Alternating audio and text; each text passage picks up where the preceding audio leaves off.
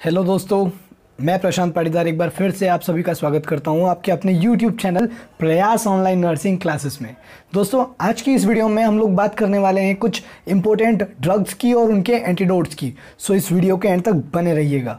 सबसे पहले हम बात करेंगे कि ड्रग टॉक्सिसिटी क्या होता है। जो ड्रग है उस ड्रग का नॉर्मल वैल्यू से हम ज़्यादा कंज्यूम कर लेते हैं या फिर हमारी बॉडी में उसका नॉर्मल लेवल से ज़्यादा लेवल बढ़ जाता है, उसी को हम बोलते हैं ड्रग टॉक्सिसिटी।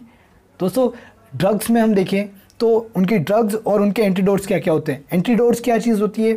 जब ड्रग टॉक्सिसिटी बढ़ जाती है, हमारी बॉडी में ड्रग टॉक्सिसिटी हो जाती है, तो उसी को काउंटर करने के लिए, उसी को ठीक करने के लिए हम लोग एंटीडोट्स यूज़ करते हैं। तो चलिए देखते हैं कौन सी ड्रग्स के क्या क्या एंटीडोट्स होते हैं। सबसे पहला देखिए, डिजॉक्सिन। दोस्तों, डिजॉक्सिन के लिए हम लोग क्या एंटीडोट देते हैं? Digoxin Fab. क्या देते हैं? Digoxin fab. बहुत ईजीली हम लोग याद रख सकते हैं। फिर हम बात करते हैं आगे नेक्स्ट की आयरन। आयरन के लिए हम लोग क्या एंटीडोट देंगे? आयरन के लिए एंटीडोट दिया जाता है डेस्फेरोक्सामाइन। डेस्फेरोक्सामाइन 2-3 बार आप पढ़ेंगे, इजीली याद हो जाएगा। आयरन के लिए जो एंटीडोट है वो है डेस्फेरोक्सामाइन। फिर हम बात करते हैं कॉपर की। तो कॉपर के लिए हम लोग कौन सा एंटीडोट यूज़ करते हैं? कॉपर के लिए यूज़ किया जाता है दोस्तों पेनिसिलामाइन। कौन सा यूज़ किया जाता है? पेनिसिलामाइन। फिर बात करते हैं हम लोग मैग्नीशियम सल्फेट। तो दोस्तों, मैग्नीशियम सल्फेट की अगर टॉक्सिसिटी हमारी बॉडी में हो जाती है तो हम लोग यूज़ करते हैं कैल्शियम ग्लूकोनेट। क्या यूज़ करते हैं हम लोग? Calcium gluconate. फिर हम बढ़ते हैं, अगर पैरासीटामोल की हमारी बॉडी में टॉक्सिसिटी हो जाती है तो हम लोग क्या एंटीडोट यूज़ करते हैं?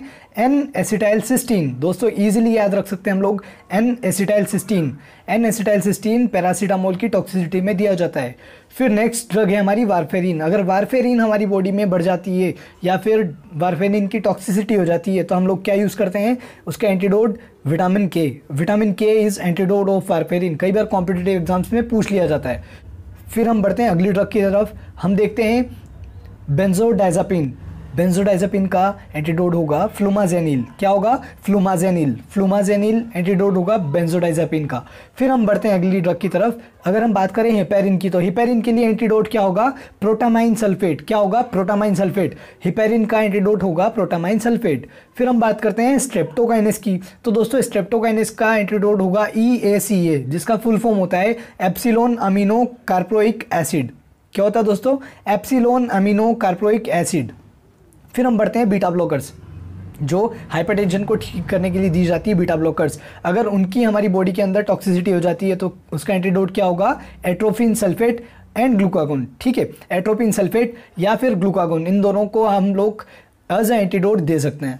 फिर हम बढ़ते हैं मॉर्फिन की तरफ। तो मॉर्फिन के लिए एंटीडोट क्या होगा? नेलेक्सोन। क्या होगा? नेलेक्सोन। दोस्तों, अगली ड्रग हम बात करें एट्रोपिन। तो एट्रोपिन के लिए क्या एंटीडोट यूज़ किया जाएगा? एट्रोपिन के लिए यूज़ किया जाएगा फिजियोस्टेगमिन। क्या यूज़ किया जाएगा? फिजियोस्टेगमिन। फिजियोस्टेगमिन इज एंटीडोट ऑफ एट्रोपिन। फिर हम बात करते हैं थियोफाइलिन के लिए। तो थियोफाइलिन के लिए हम लोग यूज़ करते हैं एस्मोलोल। क्या यूज़ करते हैं? एस्मोलोल। थियोफाइलिन की एंटीडोट होती है एस्मोलोल। फिर हम बात करते हैं लिथियम टॉक्सिसिटी। दोस्तों, कई बार पूछ लिया जाता है कि लिथियम टॉक्सिसिटी के लिए कौन सी ड्रग यूज़ की जाती है। तो दोस्तों, आपको यहाँ पर ड्रग नहीं बताना है, आपको एक प्रोसेस का नाम लिखना है जिसे हम बोलते हैं हीमोडायलिसिस। हीमोडायलिसिस किया जाता है लिथियम टॉक्सिसिटी की कंडीशन में। फिर हम बढ़ते हैं ऑर्गेनोफॉस्फेट पॉइजनिंग की तरफ। अगर आपकी बॉडी में ऑर्गेनोफॉस्फेट पॉइजनिंग हो गई है तो आपके लिए एंटीडोट क्या रहेगा? Atropine sulphate. याद रखिएगा दोस्तों, अगर ऑर्गेनोफॉस्फेट पॉइजनिंग हुई है तो उसके लिए एंटीडोट होगा एट्रोपिन सल्फेट। फिर हम बात करें साइनाइड पॉइजनिंग की। तो साइनाइड पॉइजनिंग के लिए एंटीडोट यूज़ किया जाता है अमाइल नाइट्रेट। क्या यूज़ किया जाता है? Amyl nitrate. फिर हम बात करते हैं कार्बन मोनोऑक्साइड की। अगर कार्बन मोनोऑक्साइड की पॉइजनिंग हो गई है तो आप क्या एंटीडोट यूज़ करेंगे? Oxygen therapy. ठीक है, आप ऑक्सीजन थेरेपी दे करके कार्बन मोनोऑक्साइड का बढ़ा हुआ लेवल नॉर्मलाइज कर सकते हैं।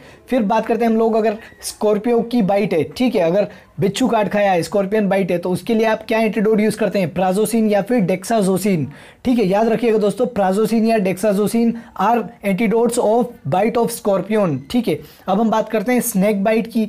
दोस्तों, अगर स्नेक बाइट हुआ है तो आप क्या एंटीडोट देंगे? स्नेक बाइट के लिए एंटी वेनम दिया जाता है। ठीक है दोस्तों।